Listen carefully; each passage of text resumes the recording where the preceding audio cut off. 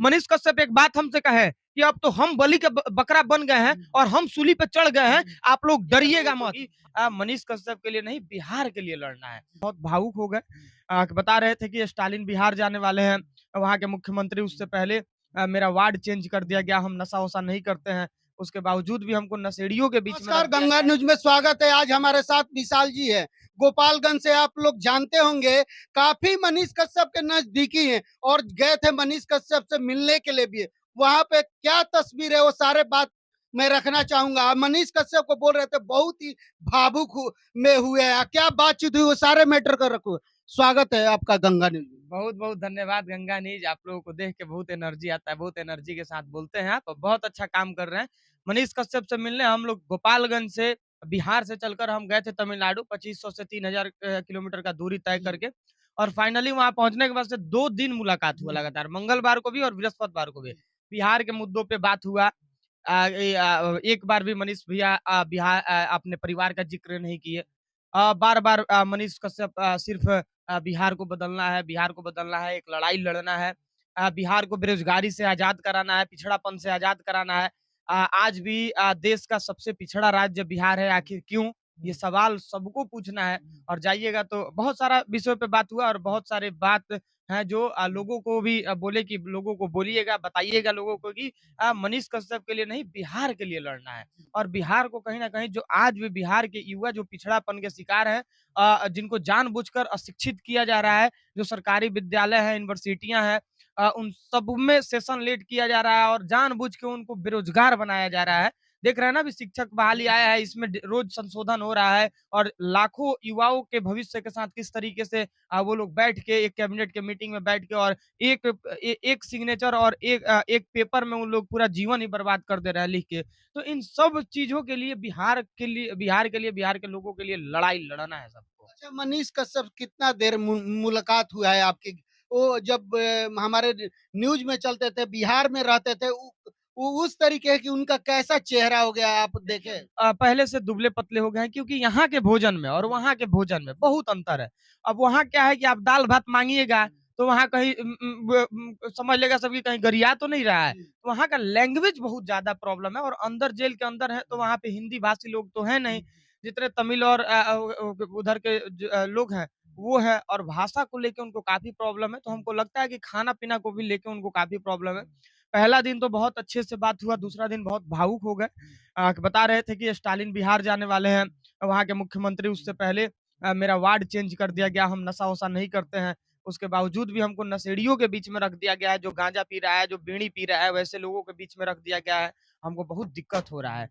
तो ये सब बात हुआ। एक बात और बोले कि लोगों से बोलिएगा कि लोग नेताओं से ये पूछे, बिहार वासी ये नेताओं से पूछे कि आखिर क्या कसूर था कि एनएसए लगा दिया गया? आखिर ऐसा क्या गलती किए थे मनीष कश्यप? मज़दूरों का आवाज़ तो सिर्फ़ उठाए थे। तो उनको इस बात का थोड़ा भी चिंता नहीं था कि उनको जेल हो गया है। उनको इस बात का भी चिंता नहीं था कि हम कब जेल से निकलेंगे, लेकिन इस बात का चिंता ज़रूर था कि हमको बिहार को बदलना है और आँखों में बिहार को बदलने का सपना और सीने में बिहार धड़कते हुए हम लोग देखें और महसूस कर पाएँ उनके अंदर कहीं न कहीं।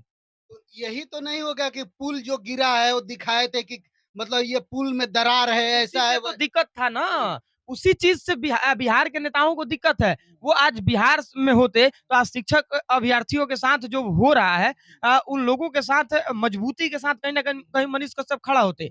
और अगर आज बिहार में होते, तो हर दिन कहीं पुल भसक जा रहा है, पुल गिर जा रहा है और जितना भी पुल अभी 10-12 पुल का लिस्ट वो भेजे हैं। पटना का जो जेपी सेतु है, बहुत सारा पुल है जिसका लिस्ट बनाकर वो भेजे हैं कि उसमें भी भ्रष्टाचार हुआ है और उसका जाँच होना चाहिए। तो वो बाहर रहते तो उसका पोल खोलते और पोल खोलते तो बिहार के जो नेता हैं, जो भ्रष्ट नेता नेता जो अपने आप को मठाधीश समझ रहे हैं, बिहार का बाप समझ रहे हैं, वो लोग कहीं न कहीं उन लोगों को क्षति होता है। इसलिए उनको ले जाकर सीधे तमिलनाडु में डाल दिया गया और बिहार आने भी नहीं दिया जा रहा है कि अगर आ जाएँगे तो लाखों करोड़ों लोग उनको देखने के लिए उमड़ जाएँगे, तो इन लोगों का जो बाज़ार है वो बंद हो जाएगा। लेकिन मनीष कश्यप सबका आवाज बनते थे, गरीब मजदूर सभी का। लेकिन ज्यादातर लोग आवाज अब मनीष कश्यप का नहीं बन रहे हैं। तो ये देखिए, देखिए एक बात बताइए, मनीष कश्यप आपसे भी मिले थे। जी, बिल्कुल। आपको कभी लगता है कि वो इंसान कभी बिहार के या फिर किसी भी इंसान के विरोध कोई काम कर सकता है? बिल्कुल नहीं। आप गुटखा खाते थे, ये सच्चाई है, सब कोई जानता है। तो आपको आपको वो समझाए ना, वो अपने लिए तो नहीं ना बोले कि आप गुटखा खाना छोड़ दीजिए, वो आपके भलाई के लिए किए। तो वो लोगों को चाहते थे कि लोगों के जीवन में बदलाव हो, जो नशा करता था उसको कहीं न कहीं उसको नशा छुड़ाने का प्रयास करते थे। जो गरीब था उसको पॉकेट्स में हाथ डालकर 20-20 हज़ार रुपया निकाल कर दे देते थे। किस किस नेता के अंदर इतना कलेजा है कि 1-1 लाख रुपया किसी को दे दे, 50-50 हज़ार रुपया किसी को दे दे। तो ये मनीष कश्यप थे और मनीष कश्यप सिर्फ एक व्यक्ति नहीं, मनीष कश्यप अब एक क्रांति बन चुका था और मनीष कश्यप की वजह से आज बिहार में बहुत बड़ा एक क्रांति आया है और उस क्रांति का शुरुआत हो गया है और हम लोग मिलके लड़ाई लड़ेंगे बिहार के लिए। उसके लिए चाहे जो हो जाए संजय जी, जो हो जाए, हम लोग लड़ेंगे। उड़ीसा रेल हादसा में मरने से अच्छा है ना कि बिहार के लिए सूली पे चढ़ जाया जाए। अच्छा है कि नहीं? अगर हज़ारों लोग उड़ीसा रेल हादसा में हज़ारों लोगों का घर परिवार उजड़ गया, वो हज़ारों लोग अगर बिहार के लिए लड़े होते, तो आज कहीं न कहीं उनके क्षेत्र में उनके लिए रोज़गार का व्यवस्था हो गया रहता। जाकर ट्रेन में कटने मरने से नहीं मरना पड़ता। हम नहीं चाहते कि हम लोग जाके किसी हैदराबाद और हरियाणा, चंडीगढ़, पंजाब किसी कंपनी में बॉयलर फटने से जान जाए। नहीं, हम लोग लड़ा जाएगा। हम लोग क्यों चीनी मिल बेच दिया गया, जो रोज़गार का साधन था, उसको खत्म कर दिया गया। बिहार जो देश का सबसे विकसित राज्य और संपन्न समृद्ध राज्य में गिनती होता था, आज बिहार को सबसे पिछड़ा राज्य बना दिया गया। इसका दोषी आखिर कौन है? बिहार के लोग हैं। बिहार के लोग तो इस उम्मीद से वोट देते आए हैं कि अब हम लोगों का जीवन बदलेगा, अब हम लोगों का बिहार बदलेगा, अब हम लोगों को रोज़गार मिलेगा। ये लोग बिहार के लोग तो जिस बोरा में कूड़ा-कबाड़ा ठूस के और फेंका जाता है कचरा में, उस तरीके से बिहार के लोगों को यहाँ से सप्लाई किया जा रहा है, मज़दूरों का फैक्ट्री बना दिया गया है। देख के बहुत तकलीफ होता है।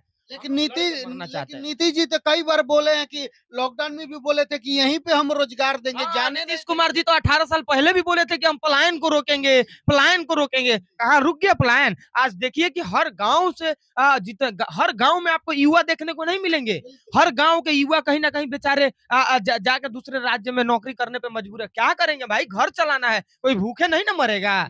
महँगाई दिन पर दिन ये लोग बढ़ाते जा रहा है। शराब बिहार में बंद कर दिया, पेट्रोल महँगा हो गया। कहाँ बंद हो गया शराब? शराब अभी कागज कहिएगा अभी पे आ जाएगा। कागज पे बंद हो गया तो उससे कहीं न कहीं बिहार का जो राजस्व है, उसमें कमी आया है ना जी। राजस्व में गलती है। उसके वजह से ₹7, ₹8, ₹10 पेट्रोल महँगा है उत्तर प्रदेश और झारखंड के अकॉर्डिंग। वही आप उत्तर प्रदेश में जाइए तो वहाँ पे सब कुछ ठीक है।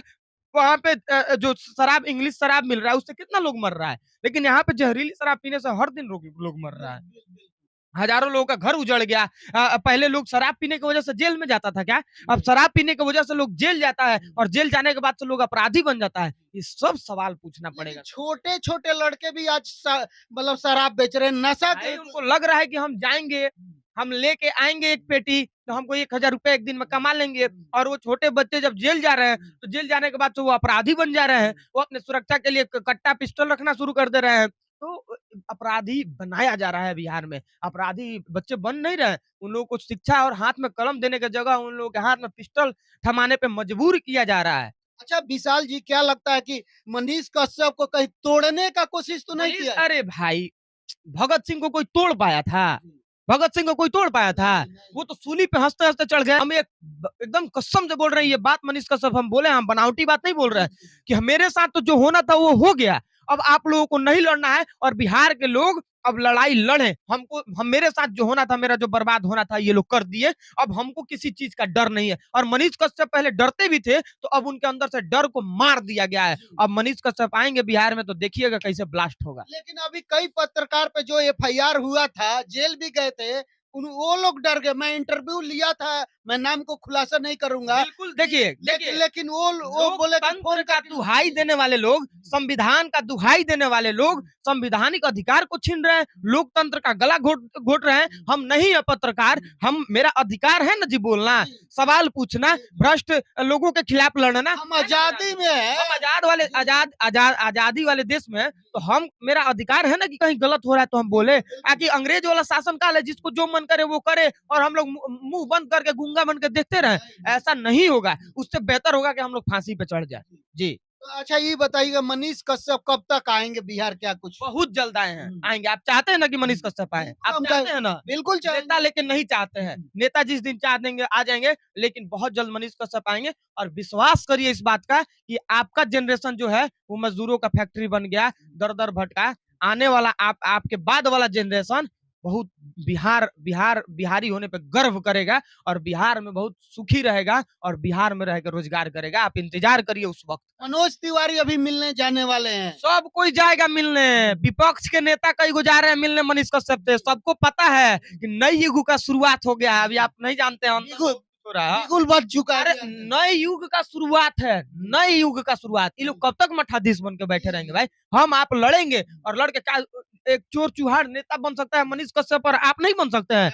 आप समाज के लिए लड़ रहे हैं, किसी के भलाई के लिए काम कर रहे हैं तो आप नेता नहीं बन सकते हैं। बिल्कुल बन सकते हैं। जब एक अनपढ़ गँवार जब विधायक बन जा रहा है, एक अनपढ़ गँवार सांसद बन जा रहा है, तो क्या एक पढ़े लिखे व्यक्ति कोई नेता राजनीति नहीं कर सकता है? करेगा। अब उसका शुरुआत भी हो गया है। चलिए चलते-चलते क्या कहिएगा विशाल जी, अब यहीं पे इंटरव्यू खत्म कर यही देते कहेंगे हैं, दर्शक जितने यही देख। कहेंगे कि आप लोग बाहर जाके दर-दर भटकने से अच्छा है कि आप लोग पत्रकार बनिए और पत्रकार बन के आप अपने गाँव के लिए ही लड़िए, लेकिन लड़िए ज़रूर, नहीं लड़िएगा तो ये डिजिटल युग है। ये डिजिटल युग है और आज का लड़ाई हथियार से नहीं, कैमरा से लड़ा जा सकता है। आप कैमरा की ताकत को समझिए और अपने लड़ाई को मजबूती से लड़िए। चलिए बहुत-बहुत धन्यवाद बात करने के लिए। अपना राय कमेंट बॉक्स में ज़रूर दीजिएगा कि इस वीडियो के बारे में, हमारी बातचीत के बारे में क्या सोचते हैं, मनीष कश्यप के बारे में क्या सोचते हैं, अपना राय ज़रूर दीजिएगा। मैं कैमरामैन सहयोगी के साथ संजय कुमार, पटना, बिहार।